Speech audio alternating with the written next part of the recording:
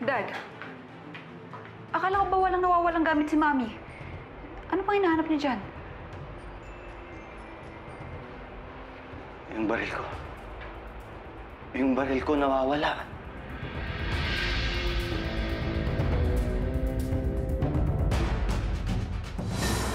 Mabuti naman at nadalo mo kami ng anak ko. Halika, pasok ka.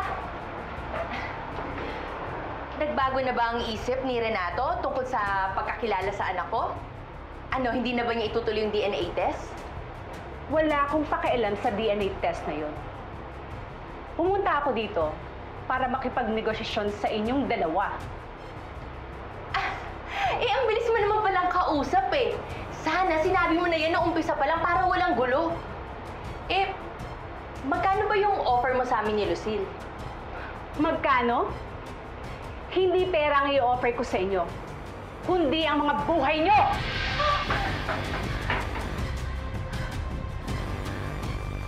Pinagluloko niyo ang pamilya ko?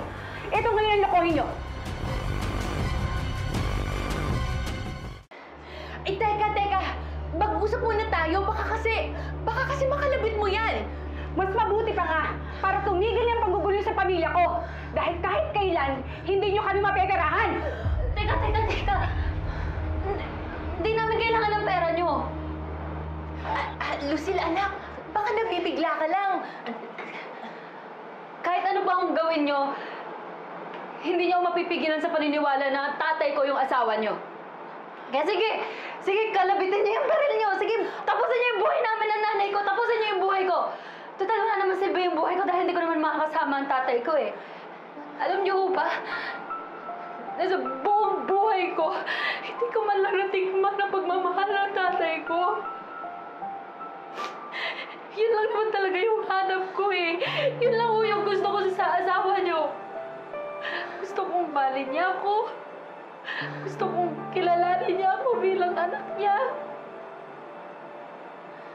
Kaya kung wala na ako kayong sasabihing maganda sa amin ng nanay ko, at kung hindi niya rin naman kakalabitin yung baril nyo, makakaalis na ako kayo. Tandaan mo, wala kang makukuha kapag hindi nag-match ang DNA niyo ni Renato. Gano'n naman daw talaga yung buhay, di ba? Hindi nyo naman makukuha lahat ng gusto nyo.